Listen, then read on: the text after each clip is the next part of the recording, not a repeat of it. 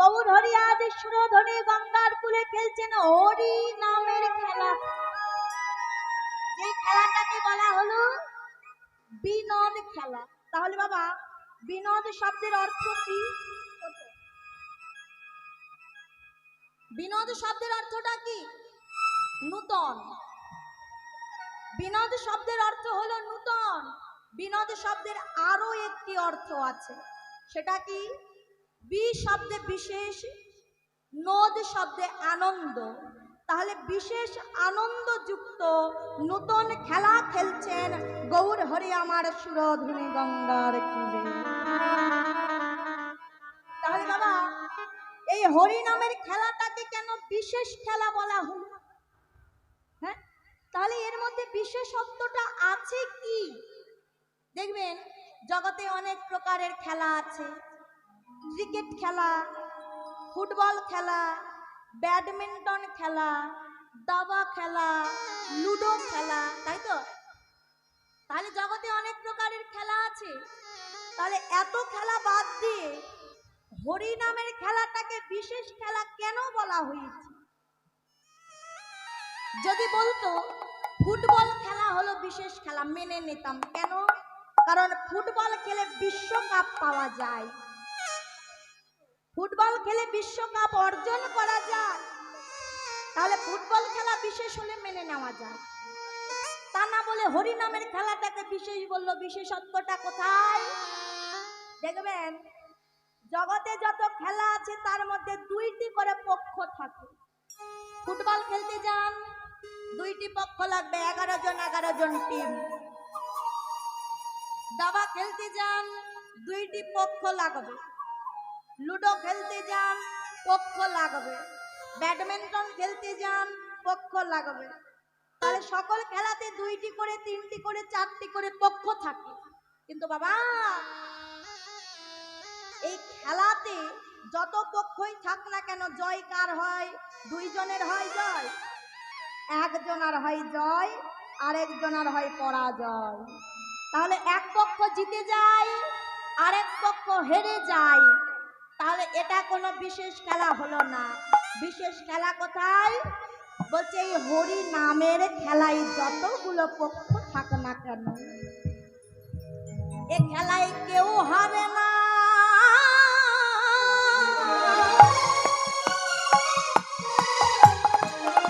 বলে সবাই যেতে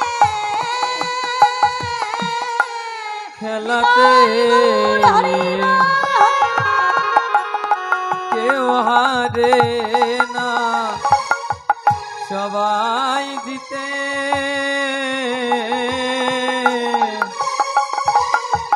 যারা একবার হরি নামের, এই হরি নামের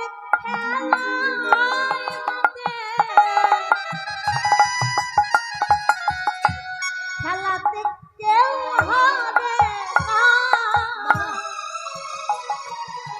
বলে সবাই যেতে। যারা হরি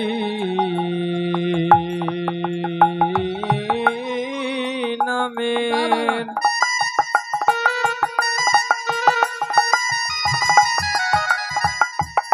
ওরে খেলাতে মাতে, তারা কেউ হারে না, সবাই জিতে। যারা একবারে হরি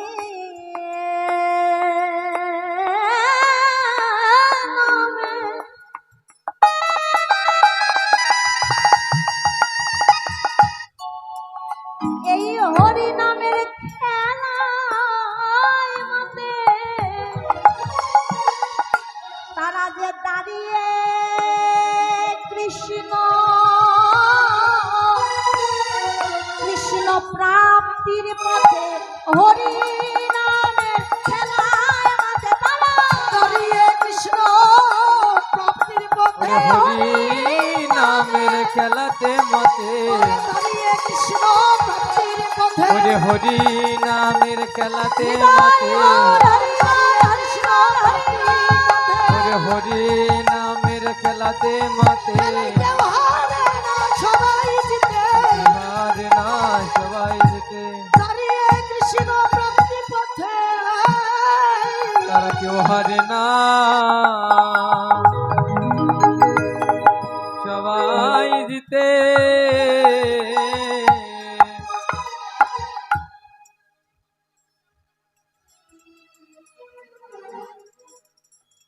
তাহলে বাবা বলছে হরি নামের খেলাটাই বিশেষত্বটা কোথায়? অন্যান্য খেলাতে এক পক্ষ হেরে যায় আর এক হরি বল। পক্ষ জিতে যায়, দাদা সাউন্ড একটা রিভাইভ দেন তো। কিন্তু হরি নামের খেলাতে বলছে যতগুলো পক্ষ থাক না কেন, এখন অনেকে মনে মনে ভাবতে পারেন আরে বাবা ধর্মের মধ্যে আবার পক্ষ কোথা থেকে এলো, তাই তো দেখবেন অনেকে রয়েছে যারা অনুকূল ঠাকুরের পূজারী আছে না, কি মনে করে? মনে করে অনুকূল ঠাকুরই ভগবান। অনেকে রয়েছে যারা হরিচাঁদ গুরুচাঁদের পূজারী, মনে করে হরিচাঁদ গুরুচাঁদই হলো ভগবান। অনেকে রয়েছে কাদের পূজারী, দেখবেন জগৎ বন্ধুর অনেকে ভক্ত রয়েছে, অনেকে মনে করে জগৎ বন্ধুই হলো ভগবান। কেউ বা মনে করে গৌর হরি এবার নদিয়াতে এসেছেন ভগবান হয়ে অবতীর্ণ হয়ে। কেউ বা মনে করেন ওসব গৌর টৌর কিছু নেই, জগন্নাথই হলো ভগবান, তিনিই হলেন প্রধান। কেউ বা রয়েছে রাধা কৃষ্ণের পূজারী। তাহলে কতগুলো পক্ষ চলে এলো? অনুকূল ঠাকুর, হরিচাঁদ গুরুচাঁদ, কানাই চাঁদ, জগৎ বন্ধু, চৈতন্য মহাপ্রভু, শ্রীকৃষ্ণ, জগন্নাথ। তাহলে কতগুলো পক্ষ চলে এলো? তাহলে বলছে যে যে পক্ষের হোক না কেন, সনাতন ধর্মে বলছে যে যে পক্ষের হোক না কেন, বদনে যদি একবার হরি বল খানা বলতে পারে, এই বাসনায় যেই জন একবার হরি বল খানা বলতে পারে, মৃত্যুর সময়ে যে জন একবার আমার হরি দয়ালকে স্মরণ করতে পারে, নিতাই গৌর হরি বল বলে তার বৈকুণ্ঠতে স্থান হয়ে যায়। তার সবচাইতে বড় প্রমাণকে দস্যু অজামিল।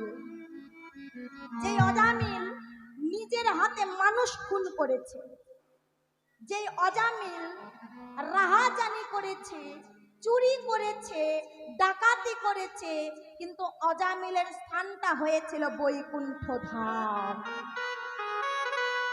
তাহলে হ্যাঁ গো মা, মানুষ খুন করে, চুরি করে, ডাকাতি করেও ভগবান পাওয়া যায়? বলছে পাওয়া যেত না। গিয়েছে কেন? ওই যে বলেছে কৃষ্ণ কৃপা জগৎময়, কিন্তু গুরু কৃপা সাধু কৃপা কোন কোন ভাগ্যবান অথবা ভাগ্যবতীর হয়। অজামিলের উপরে হয়েছিল সাধু কৃপা। সাধু একদিন বাড়িতে এসে সেবা নিয়েছিলেন, নাম ছিল কি? রামদাস বাবাজি। সেই রামদাস বাবাজি আর শত সহস্রগণ ভক্ত নিয়ে অজামিলের বাড়িতে সেবা করে সেবা দক্ষিণা চেয়ে নিয়েছিল। 10 নম্বর পুত্র সন্তানের নাম রেখো নারায়ণ। মৃত্যুর সময় যেই অজামিলকে দেখে বাঘে গরুতে এক ঘাটে জল খেত, কোনোদিনও কাউকে দেখে ভয় পায় নাই। সেই অজামিলের কঠিন পাষাণ হিয়াখানা কেঁদে উঠেছিল। সমনকে যখন দেখেছিল প্রাণখানা নিয়ে যাবে বলে শিওরের গোড়ায় এসে দাঁড়িয়ে রয়েছে। অজামিল নারায়ণ বলে ডাক দিয়ে প্রাণখানা যেই না নিয়ে গেল, দেখেছিল সন্তান নারায়ণকে। ডাক পৌঁছে গেল ভগবান নারায়ণের কানে, ভগবান অজামিলের প্রাণখানা নিয়ে গেল সেই বৈকুণ্ঠ ধাম। তাহলে বাবা ওই যে গীতাতে বলেছে মৃত্যুর সময় যে জন যে চিন্তা করিয়া মরিতে পারে, পরজন্মে তার স্থান হয় ঠিক তেমন ভাবে। কেউ যদি ভগবান চিন্তা করে মরতে পারে, বলছে ভগবান তাকে বৈকুণ্ঠ ধাম খানা দিয়ে দেয়। তাহলে বাবা সময় থাকতে থাকতে, কারণ একবার যদি সময় চলে যায়, অর্থ দিয়ে সকল কিছু কিনতে পাওয়া যায়, কিন্তু অর্থ দিয়ে দুইটা জিনিস কিনতে পাওয়া যায় না, এক ভগবান, দ্বিতীয়ত সময়। অর্থ দিয়ে আপনি কোনোদিনও ভগবান পাবেন না, অর্থ দিয়ে কোনোদিনও সময়কে কিনতে পারবেন না। একবার চলে গেলে তাকে আর ফেরানো সম্ভব নয়। তাই সময় থাকতে থাকতে সকলের কাছে অনুরোধ থাকছে, কৃষ্ণ ভজনের পথে এসে যায়। বাবা, অনেকেই বলে কি গো আমাদের বয়স বাড়ছে। না না না, ভুল কথা। এই জগতে কারোর বয়স কোনোদিনও বাড়ে না। এক একটি করে দিন চলে যাচ্ছে, এক একটি করে রাত্রি চলে যাচ্ছে, আর আমাদের জীবন থেকে এক একটি করে সময়ও চলে যাচ্ছে, অর্থাৎ বয়স কমে আসছে। বয়স বাড়ছে না, বয়স কমে আসছে। কোন সন্তান যদি ভজনের পথে আনতে চাই, বা কেউ যদি বলে আপনার সন্তানকে ভজনের পথে এনে দিন, মা বাবা বলে কি, বাবা এখনো অনেক সময় আছে, আমার ছেলে কেন এখনই যাবে এই পথে? বলেন এখনো অনেক সময় আছে। তা বাবা, কখন কার সময় চলে আসবে, কখন কার ডাক চলে আসবে আমরা কি জানতে পারি?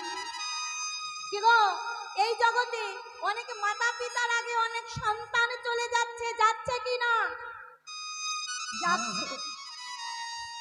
তাহলে যে মাতা পিতার আগে সন্তান চলে গেল, যদি সেই মাতা পিতা বলে আমার সন্তানের এখনো সময় আছে, ভজন পরে করবে, হলো? বলছে আসা যাওয়া সার হলো, মানব দেহ পাওয়া সার হলো, কিন্তু কৃষ্ণ ভজন তার হলো না। তাহলে সময় কারণ নেই। যখন থেকে সময় পেয়েছি সেই মুহূর্ত থেকে কৃষ্ণ ভজনের পথে নেমে যেতে হবে। বাবা, বর্তমানে আমাদের ইয়াং জেনারেশন, অনেক দেখছি এখানে অনেক ইয়াং জেনারেশনের দাদারা রয়েছে, অনেক ইয়াং জেনারেশনের বোনেরা রয়েছে। আমরা কি করছি? আমরা মিছি বাজে কাজে সময় নষ্ট করি, কিন্তু আমরা কৃষ্ণ ভজনের পথে আসছি না। কেন আসছি না? বলছে এটা ইয়াং জেনারেশনের দোষ নয়, এটা হলো ওই বাড়ির মাতা পিতার দোষ। বাড়ির মা বাবা যদি ঠিক না থাকে, পরিবার যদি ঠিক না হয়, মা যদি কৃষ্ণ ভক্ত না হয়, তাহলে সন্তান কোনোদিনও কৃষ্ণ ভক্ত হবে না। হরি বল, হরি বল, হরি বল। তাহলে আগে আমাকে ঠিক হতে হবে। ভক্তি শাস্ত্র জানান দিচ্ছেন, যদি একটি সন্তান নিতে চাও, সর্বপ্রথম মনটাকে স্থির করে নাও। কি করব? আমি যেই সন্তানটাকে পৃথিবীতে আনবো, সেই সন্তানটাকে যেন আমি কৃষ্ণ ভক্ত করতে পারি। কিন্তু বাবা, বর্তমান যুগের মায়েরা বাবারা, আমি এখানে গ্যারান্টি সহকারে বলতে পারি, কেউ যদি থাকেন হাত উঠাবেন যে না আমি মিথ্যা বলছি। 1000টা বাড়ির মধ্যে 2টা বাড়ি চাই আমার সন্তান কৃষ্ণ ভক্ত হোক, আর ওই যে 998টা বাড়ি চাই আমার সন্তান ডাক্তার হোক, ইঞ্জিনিয়ার হোক, বড় বড় অফিসে আদালতে গিয়ে কাজ করুক। চাই কি? তাহলে আমাদের সনাতন ধর্মটা টিকবে কিসে? হ্যাঁ গো মা, সন্তানকে বড় ডাক্তার করলাম, সন্তানকে বড় ইঞ্জিনিয়ার করলাম, বলছে এটা কোনো দোষের নয়। আপনি সন্তান জন্ম দিয়েছেন, আপনার পূর্ণ অধিকার আছে আপনার সন্তানকে ডাক্তার তৈরি করবার, আপনার সন্তানকে ইঞ্জিনিয়ার তৈরি করবার, কিন্তু আপনি সনাতন ধর্মাবলম্বী। আপনি যেমন এই সনাতন ধর্মে জন্মগ্রহণ করেছেন, আপনার কর্তব্য আপনাকে কৃষ্ণ ভজনের পথে আসতে হবে, সঙ্গে সঙ্গে আপনার সন্তানকেও কৃষ্ণ ভজনের পথে আনতে হবে। মা, আমি যদি বাড়িতে তুলসীর মালা না পরি, আমার ছেলে কি তুলসীর মালা এমনি এমনি পরবে না? তাহলে কি করতে হবে? গলায় তুলসীর মালা দিতে হবে। বাবা অনেক জায়গায় গিয়ে বলে, হ্যাঁ গো বাবা আপনার গলায় তুলসীর মালা কেন নেই? বলে মা তুলসীর মালা কি করে দেব, অফিসে যাই, আদালতে যাই, লজ্জার একটা বিষয় আছে। আহা, যেই মানুষরা বলে তুলসীর মালা গলায় পড়তে লজ্জা করে, ওরা সনাতন ধর্মের কলঙ্ক।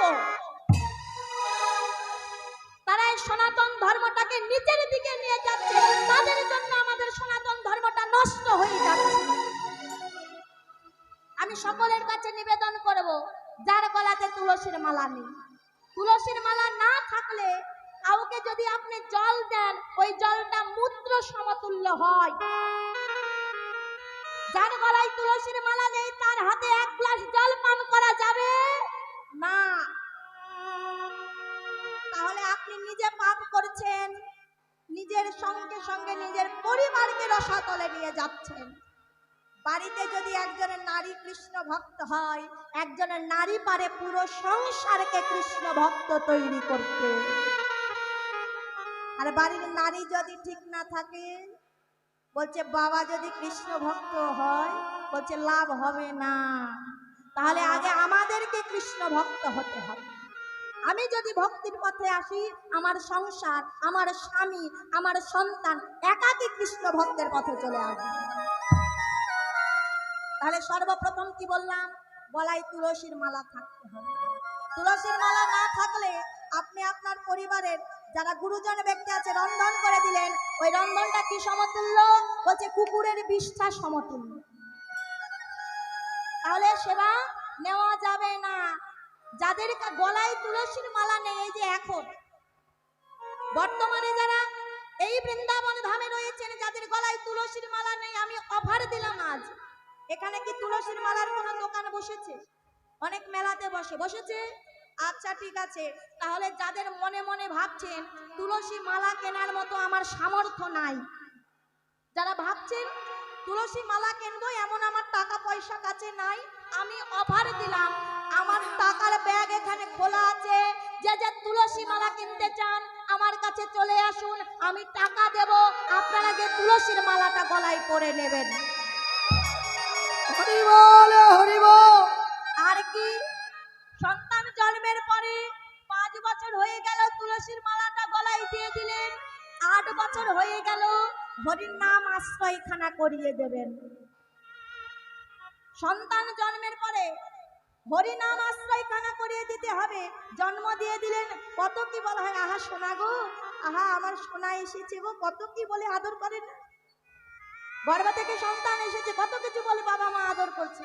কিন্তু বাবা ওই আদরের জায়গাতে একবার হরিনাম খানা যদি শুনিয়ে দেওয়া যায় না? ওই হরিনাম শোনানো কি পাপ নয়? হরিনাম শোনালে কি সন্তানের কোনো ক্ষতি হবে? হবে না। তাহলে হরিনামটা কেন শোনানো হয়? বর্তমানে যুগে কি করা হয় জানেন? মহাপ্রভুর ভোগ দিয়ে অন্নপ্রাশন করছি। নিতাই গৌর হরি। কি গো, হয় এইদিকে হয়? আমাদের নওগাঁ জেলার কথা বলছি, ঘরে ঘরে 100টা ঘরে যদি সন্তান জন্ম নেয়, তো 99টা ঘরেই মহাপ্রভুর ভোগ দিয়ে অন্নপ্রাশন লাগিয়ে দেয়। বাবা বলছে এসব হলো ভণ্ডামি। কেন ভণ্ডামি জানেন? বলছে মহাপ্রভুর ভোগ দেওয়া কোনো অপরাধ নয়। অপরাধ কোথায়? আপনি প্রথম দিন মহাপ্রভুর ভোগ দিয়ে অন্নটা বদনে তুলে দিলেন, আর পরের দিন হাঁসের ডিম খানা মুখের মাঝে গুঁজিয়ে দিচ্ছেন। নেতায় গৌর হরি। হ্যাঁ, হরি তার মানে বল। কি বোঝাচ্ছে? ওই যে মাছের খরচ বাঁচানোর জন্য, মাংসের খরচ বাঁচানোর জন্য তুমি মহাপ্রভুর ভোগ দাও, আর পরের দিন গিয়ে ওই ডিমের খানা কুসুম খানা তুলে দাও সন্তানের মুখে, তাই বলছে এইসব ভণ্ডামি আর সনাতন ধর্মে চলবে না। কেন এসব ভণ্ডামি? যদি মহাপ্রভুর ভোগ দিয়ে অন্নপ্রাশন করতে হয়, সেই সন্তানকে মহাপ্রভুর আচারী করুন, সেই সন্তানকে কৃষ্ণ ভজনের পথে নিয়ে যান। যেই সন্তানের বদনে মহাপ্রভুর ভোগ যায়, সেই সন্তানের বদনে পশুর মাংস খানা কি করে তুলে দেয়? ভগবান আমার বলেছেন, হ্যাঁ গো, আগে আমায় ভালোবাসবার আগে আমার জীবকে ভালোবেসে না। ওই যে বলেছেন, জীবে প্রেম করে যেই জন সেই জন সেবিছে ঈশ্বর।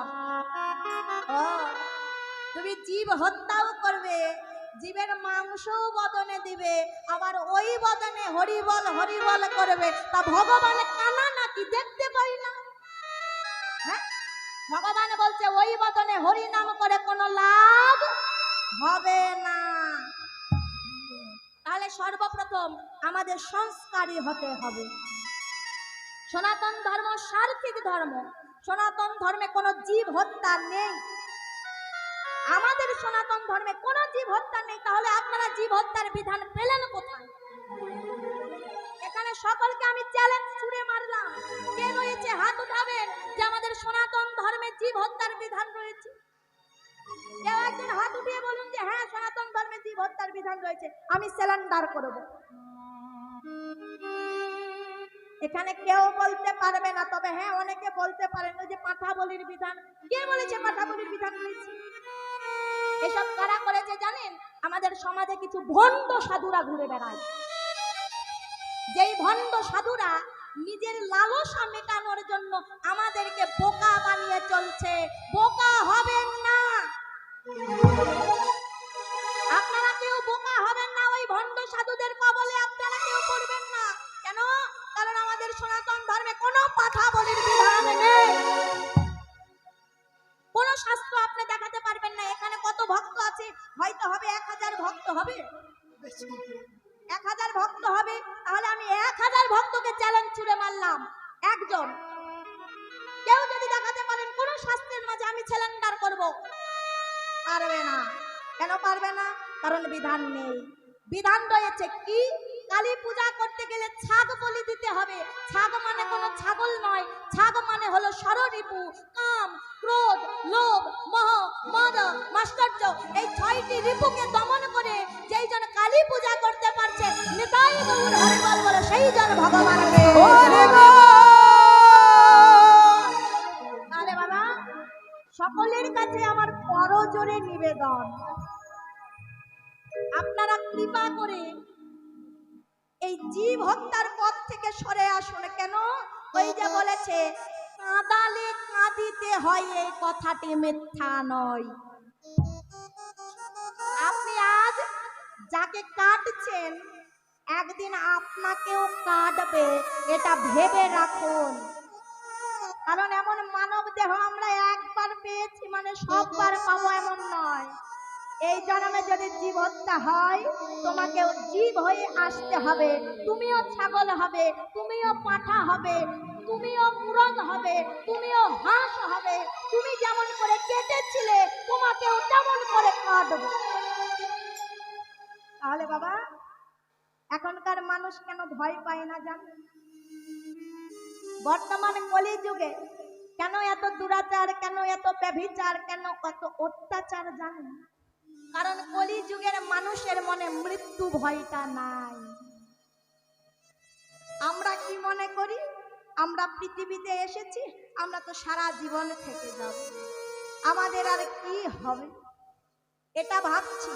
বলছে এটাই সর্বপ্রথম ভুল। কসাইয়ের দোকানে কোনোদিনও গিয়েছেন, দেখেছেন? কসাইয়ের দোকানে যাওয়া আসা করতে দেখেছেন? দেখবেন কসাইয়ের দোকানে একটা ছাগল কেটে বিক্রি করা হচ্ছে, আর পাশে আর একটা ছাগল বেঁধে রেখেছে। ছাগলটা মনের সুখে ঘাস খেয়ে যায়। ছাগলটা কি একবারও বুঝতে পেরেছিল ওই যেই ছাগলটাকে কেটে বিক্রি করছে ওটা যখন শেষ হয়ে যাবে তারপরে আমার পালিখানা আসবে? তাহলে কসাইয়ের দোকানে যে ছাগলটা বাঁধা আছে, বোকা শুধু সেই নয়, বোকা হলাম আমরাও। আমার আগে আমার দাদু চলে গেল, আমার আগে আমার বাবা চলে গেল, আমার আগে আমার বড় ভাই চলে গেল। আমি লক্ষ্য করলাম না, বুঝতে পারলাম না, তারা যে মৃত্যুর দেশে গিয়েছে সেই মৃত্যুর দেশে একদিন আমাকেও যেতে হবে। তাহলে মা, মৃত্যু ভয়টা মনের মধ্যে আনুন। আপনি জীব হত্যা করছেন, আপনি পাপ করছেন, আপনি মানুষের মনে কষ্ট দিচ্ছেন, মানুষকে ব্যথা দিচ্ছেন, ভগবান সব দেখছে। ভগবান সব দেখছে। আপনি মনে করছেন কেউ দেখতে পাচ্ছে না? না, আমি মনে করছি কেউ দেখছে না, কেউ জানছে না, কিন্তু ভগবান সব জানে, ভগবান সব দেখছে। ওই যে সিসিটিভি ক্যামেরা দেখেছেন? সিসিটিভি ক্যামেরা দেখেছেন আপনারা? সবকিছু রেকর্ড হয়ে যাচ্ছে। ভগবান ওই সিসিটিভি ক্যামেরাটা রেখে দিয়েছে, যা কিছু করছি সব চলে যাচ্ছে, চিত্রগুপ্ত লিখে রাখছে। যেদিন আমরা যাব, যেমন করে কাঁদিয়েছি, যেমন করে কষ্ট দিয়েছি, তার চাইতে 10 গুণ কষ্ট আমাদেরকে ভোগ করতে হবে। তাই বাবা, কীর্তন শুধু শুনলে হবে না, কীর্তন শুনতে এলাম, দাঁড়িয়ে একটু কীর্তনিয়ার রূপ দেখলাম, নাচ দেখলাম, সুর শুনলাম আর বাড়িতে চলে গেলাম, হলো না। ও কীর্তন কীর্তন নয়, শুধু দাঁড়িয়ে নেচে গেলাম, গেয়ে গেলাম, কিন্তু জীব শিক্ষা হলো না। বাবা, আমাদের এই সনাতন ধর্মে এই কীর্তনটা বাদে আর আছে কি বলুন তো ধর্ম প্রচারে? আমাদের সনাতন ধর্মে কীর্তন বাজার ধর্ম প্রচারের আছে কি? 100টা গ্রামের মধ্যে একটা গ্রামে থাকে গীতা স্কুল, 100টা গ্রামের মধ্যে একটা গ্রামে থাকে গীতা স্কুল। সেই স্কুলের মাঝেও 100টা বাড়ির মধ্যে দু একটা বাড়ির সন্তানকে পাঠানো হয়। তাহলে একবার ইসলাম ধর্মের দিকে তাকিয়ে দেখুন, ইসলাম ধর্মের দিকে তাকিয়ে দেখলে দেখতে পাবেন সন্তান একটু বড় হতে কি না হতে তাদেরকে কোরআন তেলাওয়াত শেখানো হচ্ছে। কিন্তু কোথায় আমাদের সনাতন ধর্মে বাবারা, মায়েরা, পরিবারেরা সন্তানকে কি গীতা শিক্ষাখানা দেয়? দেয় না। সন্তান একটু বড় হতে কি না হতে সন্তানকে মাদ্রাসাতে পাঠিয়ে দেওয়া হচ্ছে। কোথায় আমার বাবারা মায়েরা একটা গীতা স্কুল খুলে সেখানে কি সন্তানকে পাঠিয়ে দেয়? দেয় না। আমি গ্যারান্টি সহকারে এখানে বলতে পারি 100টা বাড়ির সন্তানের মধ্যে 99টা বাড়ির সন্তানই গীতার একটা শ্লোকও জানে না। 10টা বাড়ির সন্তান জানে আর 90টা বাড়ির সন্তানই জানে না। তাহলে কি হলো? ধর্ম প্রচারের আমাদের একটাই মাধ্যম হলো এই কীর্তন। কিন্তু কীর্তনে এসে নেচে গিয়ে নেমে চলে গেলাম, তাহলে সংস্কারটা কোথা থেকে হবে? তাহলে সংস্কার হবে না। তাহলে কীর্তন শুধু শুনলে হবে না, কীর্তন শুধু করলে হবে না, সংস্কারই করাতে হবে এবং নিজের সংস্কার হতে হবে। আমি নিজের সংস্কার নয়, কীর্তন সেরে বাইরে গিয়ে বলি মাংস না হলে আমার ভালো লাগে না, তাহলে আমি কাকে সংস্কারের কথা বলবো? আমি তো নিজেই সংস্কারী। তাহলে নিজেকে সংস্কারী হতে হবে, তার সঙ্গে ভক্তদের সংস্কারী হতে হবে। তাহলে বলুন, আজ থেকে এখানে কারা কারা প্রতিজ্ঞা করে যাচ্ছেন যে আজ থেকে আমি ভগবানের কাছে কথা দিলাম, আজ থেকে আর জীব হত্যা করব না? কারা রয়েছেন একবার হাত উঠান। বা একজন হাত তবু উঠেছে, বুঝুক বা না বুঝুক, বা ওই যে ওখানে একটা উঠেছে। তাহলে এই 1000 জন ভক্তের মধ্যে একজনও সাহস করে হাত উঠাতে পারছে না যে আমি জীব হত্যা করব। তাহলে সংস্কারটা হবে কি করে? হ্যাঁ, তাহলে আমাদের টাকা দিয়ে কেন এনেছেন? কি দরকার ছিল এত টাকা খরচ করে এই হরিবাসর করা? টাকা এত খরচ করে হরিবাসর করে কিছু হবে না যতক্ষণ আমি নিজে সংস্কারী না হয়েছি। ভগবান বলছে টাকা দিয়ে কোনোদিনও আমায় পাওয়া যায় না, হরিবাসর করে কোনোদিনও আমায় পাওয়া যায় না, যজ্ঞানুষ্ঠান করে কোনোদিনও আমায় পাওয়া যায় না। পাওয়া যাবে কখন? যখন নিজের সংস্কারী হবে। তাহলে আগে আপনারা নিজের সংস্কারী হোক, তারপরে আমাকে ডাকবেন, কিন্তু তার আগে আমায় দীপিকা ডাকবেন না। কারণ আমার সব জায়গাতে কীর্তন করবার মতো ঠেকা নেই, কারণ আমার কীর্তনের আসক ভরি ভরি পড়ে আছে। আমি এমন কোনো জায়গায় কীর্তন করতে চাই না যেখানে কোনো ভক্তই নেই। আমি কীর্তন আসরে সেখানে যেতে চাই, বছরে যদি আমার একটা আসর হয় তাহলে আমি সেটাতেই খুশি। কিন্তু তারপরেও এই সনাতন ধর্মটা সংস্কারী হয়। আমার সনাতন ধর্মটা আরো ঊর্ধ্বে যাবে, কেন পারছি না? এটা আমাদের দুঃখ, এটা আমাদের কষ্ট। যেই ভগবান আমাদের জন্য এত কিছু করে, যেই ভগবান আমাদের সেবা দেওয়ার জন্য কত কিছু করে রেখেছেন, গাছে গাছে কত ফল, কত জল, কত অক্সিজেনের ব্যবস্থা করে রেখেছে। কিন্তু সত্যি করে বলুন তো, সেই ভগবানকে আমি কি কি দিতে পেরেছি? আমি মন্দিরে যাই, পূজার ডালাখানা সাজিয়ে নিয়ে ভগবানকে বলি, ভগবান আমার একতলা বাড়িটা যদি 2 তলা করিয়ে দাও। ভগবান আমার একতলা বাড়িটা যদি 2 তলা করিয়ে দাও তাহলে তোমায় 1000 টাকার ভোগ লাগাবো, আর যদি 2 তলা না হয় বলছে লবণ লঙ্কা কিছুই খাবো।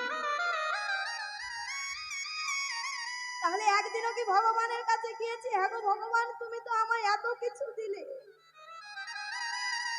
আমি এত ভালো আছি, তোমার সংসারে আছি, কিন্তু ভগবান তুমি কেমন আছো? একদিনও কি ভগবানের কাছে জানতে চেয়েছি ভগবান তোমার সেবাটা হয়েছে কিনা? ভগবান বলছে হ্যাঁ গো আমি পাথরের বিগ্রহ হতে পারি, কিন্তু ওই যে বলছে যে যথা মাং প্রবোদন্তে তাং ততৈব ভজম মহম মম বর্তানু বর্তন্তে মনুষ্য পার্থ সর্বস্ব। যে আমায় যেমন করে ভজনা করে আমি ভগবান তার কাছে ঠিক তেমন ভাবে ধরা দিই। আমি যদি মনে করি ভগবান পাথরের বিগ্রহ, কথা বলতে জানে না, তাহলে ভগবান আমার কাছে পাথরের বিগ্রহ হয়েই ধরা দেয়। আর আমি যদি মনে করি আমি যেমন কথা বলতে পারি, সেবা নিতে পারি, ভগবানও কথা বলতে পারে, ভগবানও সেবা নিতে পারে, ভগবান বলছে আমি তোমার কাছে ঠিক তেমন করেই ধরা দেব। তাহলে আমি আমার নিজের উদরটা ভরানোর জন্য প্রতিদিন ব্যস্ত থাকি, কিন্তু ভগবান খেতে পেল কি না পেল আমি একদিনও ভাবছি। ভগবান বলছে এমন ভক্ত দিলে আমি পাই, আর ভক্ত না দিলে আমি ভগবান অনাহারে যাই। তাহলে আমি যদি ভগবানকে না দেই, ভগবান অনাহারে কাটিয়ে দেয়, কিন্তু একদিনও তো আমি ভগবানের অনাহারের কথা ভাবছি। তাই সকলের কাছে আমার করজোড়ে নিবেদন, কুসংস্কার ছেড়ে দিয়ে এবারে কুসংস্কারের দেশে আসুন। আমার সকল ইয়াং জেনারেশন দাদা বোনেদের কাছে নিবেদন, তোমার বাড়ির মানুষকে সংস্কারী করো, তারা কুসংস্কারের মাঝে ডুবে যাচ্ছে। এখন বর্তমানে এই যে ইসমান এসেছে, ইসমানেরা কি করে বৃদ্ধদের টেনে নেয় না, কাদের টেনে নেয়? দেখবেন যারা ইয়াং জেনারেশন তাদেরকে টেনে নিচ্ছে। মানে বৃদ্ধ তোমাদের বয়স শেষ, কয়েকদিন পরে মরতে হবে, আর ইয়াং জেনারেশন যারা আমার সনাতন ধর্মকে ঊর্ধ্বর দিকে নিয়ে যেতে পারে। তাই সকলের কাছে আমার করজোড়ে নিবেদন, সংস্কারী হোক, ধর্ম করুন, ভগবানকে বিশ্বাস রাখুন, ভগবান আপনার উপকারটা ঠিক একদিন করবেই করবে। তাই দিন অবসান হলো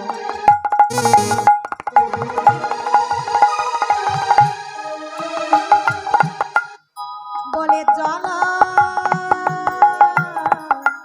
গৃহেতে চলিলা, দিন অবসান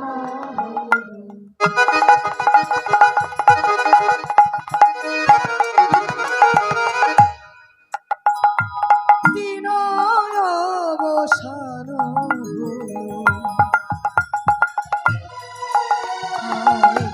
গৃহেতে চলিলা। ও যে জননী চরণে আসি, জননী মনে আসি প্রভু মোর প্রণাম প্রণাম প্রণাম করে, জননীর চরণে আসি,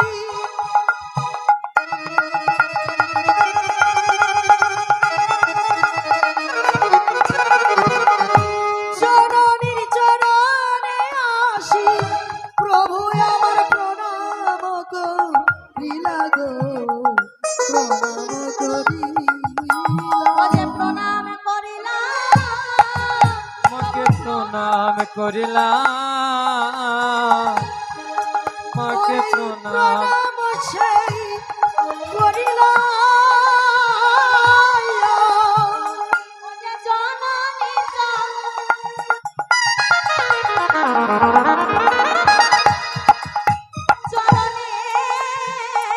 আসি, প্রভু প্রণাম প্রণাম করিলাম। ওরে জননীর চরণে আসি, ওরে প্রণাম করিলাম। ভাই একটু রিভাবো নাই ভাই রে। ও যে জননী সাউন্ডগুলো বাড়াই দেন। চরণে আসি, জগৎ জীব শিক্ষা দিবার লাগি, আর জীব শিক্ষা দিবার লাগি, জননীর চরণে আসি, আর জীব শিক্ষা দিবার লাগি, জননীর চরণে আসি, জীব শিক্ষা দিবার লাগি, জননীর চরণে আসি, আর জননীর চরণে আসি, জননীর চরণে আসি। প্রণাম করিলাম। জননী চরণে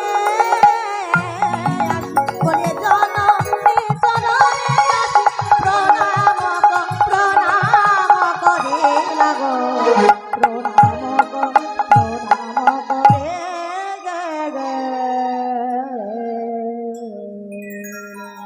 কি বলছেন? দিন অবসান দেখি প্রভু মোর গৃহেতে চলিলা, জননী চরণে আসি জনিতাই প্রণাম করি। হরি বল। একটু রিভাইভ দাও দাদা সাথে। সবগুলি দে জনিতাই জনিতাই জনিতাই জনিতাই হরি বল। বাড়িয়ে হরি দেন, বল বাড়িয়ে দেন। হরি বল। এটা বাড়িয়ে দেন, রিভাব দিন, রিভাব দিন। রাধেশ্যাম। তাহলে বাবা জনিতাই বলছেন নিচে আচরিয়ে ধর্ম প্রভু মোরা জীবের শেখা, জীবের শিখা নিজে আচরণ করিলে না ধর্ম, শেখানো না যায়। শিখানো না যাই।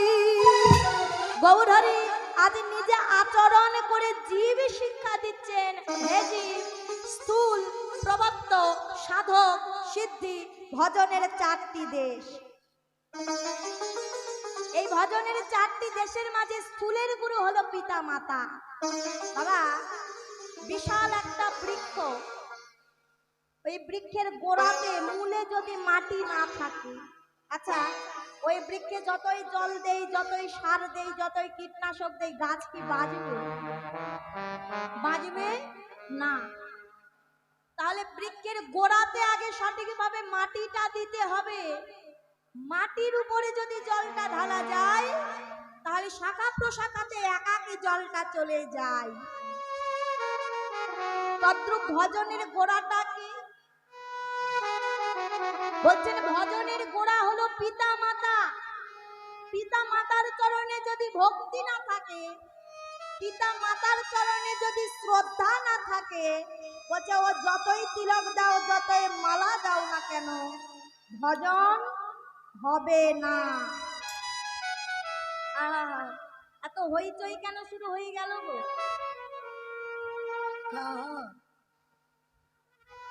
তাহলে পিতা মাতার চরণে সর্বপ্রথম ভক্তি রাখতে হবে। আমি যত বড়ই সাধু হয়ে যাই না কেন, মাকে যদি শ্রদ্ধা না করি, যত বড়ই সাধু হই না কেন, বাবাকে যদি শ্রদ্ধা না করি, ভগবান বলছে ওই ভক্তি কোনোদিনও আমার কাছে পৌঁছাবে না।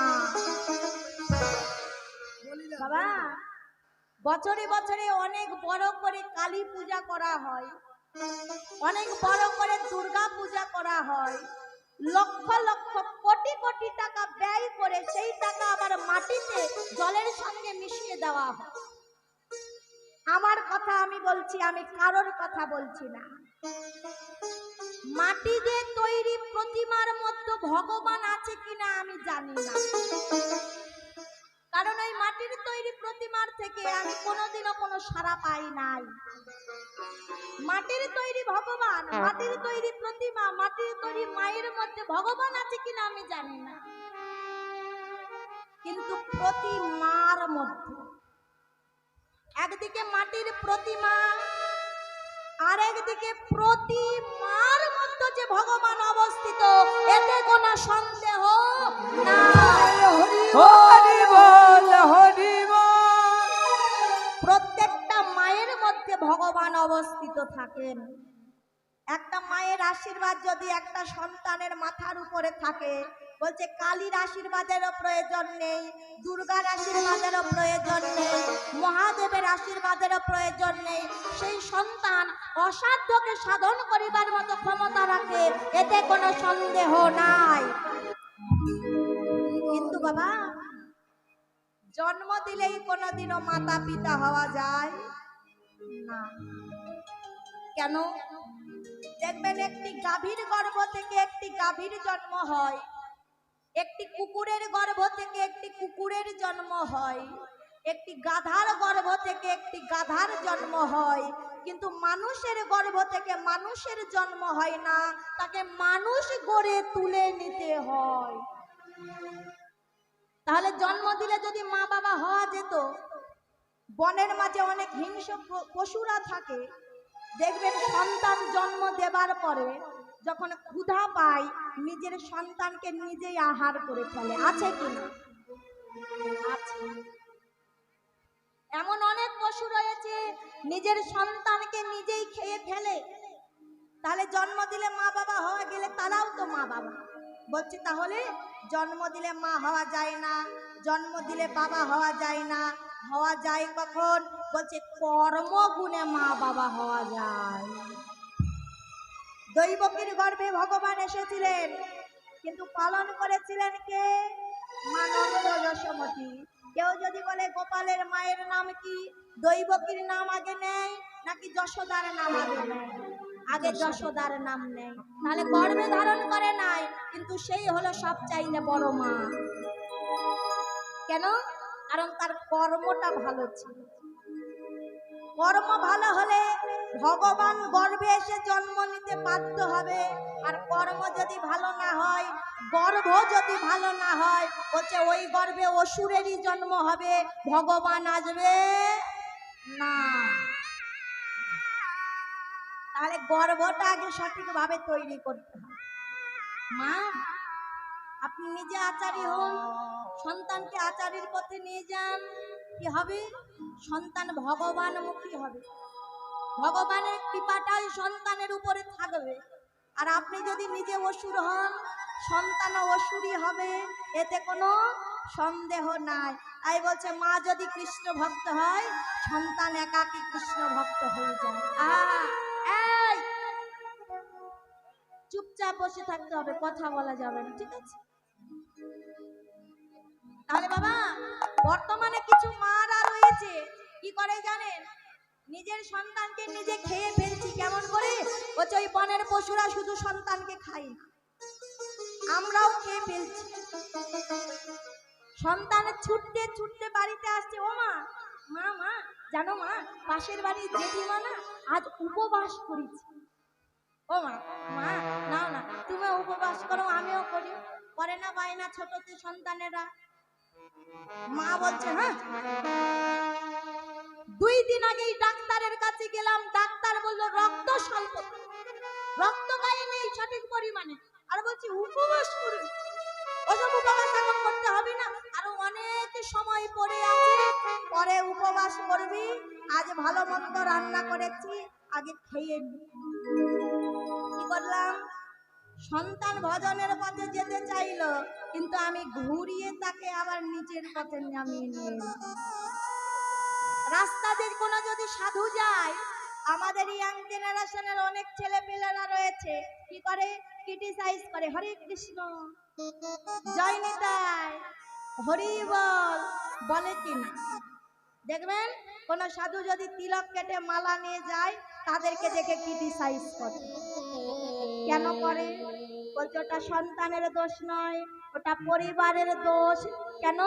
যেই পরিবার শিখিয়ে দেয়, সাধুরা যদি রাস্তাতে হেঁটে যায়, দূর থেকে বলে ওই যে দেখছিস তো সাধু হেঁটে যাচ্ছে, না যদি খাস একদম ঝোলার মধ্যে পুরে দেব।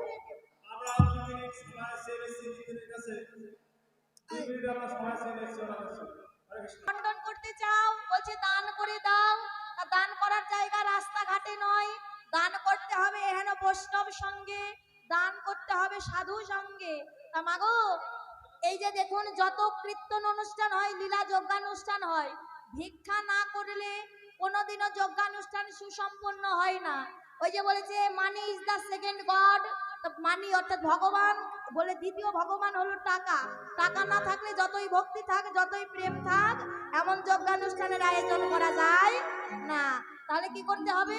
আমার কমিটি মামারা আপনাদের দ্বারে দ্বারে যাবে, ওই 2 টাকা 3 টাকা 10 টাকা করে দেবেন না, একটু বড় বড় নোটগুলো, অর্থাৎ ভক্ত সেবাই লাগবে, সেবাতে দেওয়া যাবে এমন নোটগুলো বের করে দেবেন। আমার মামারা সকলে আপনাদের কাছে যাচ্ছে, কেউ না দিয়ে যাবেন না, প্রত্যেককে দেবেন। নিতাই গৌর হরি বল।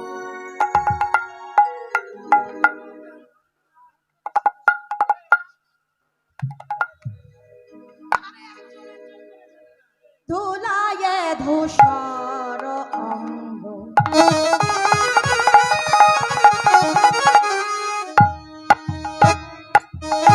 গদ গদ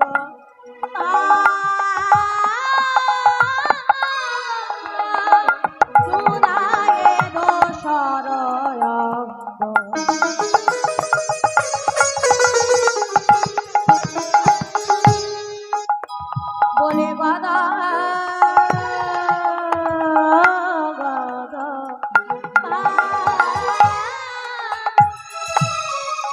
এ রাধা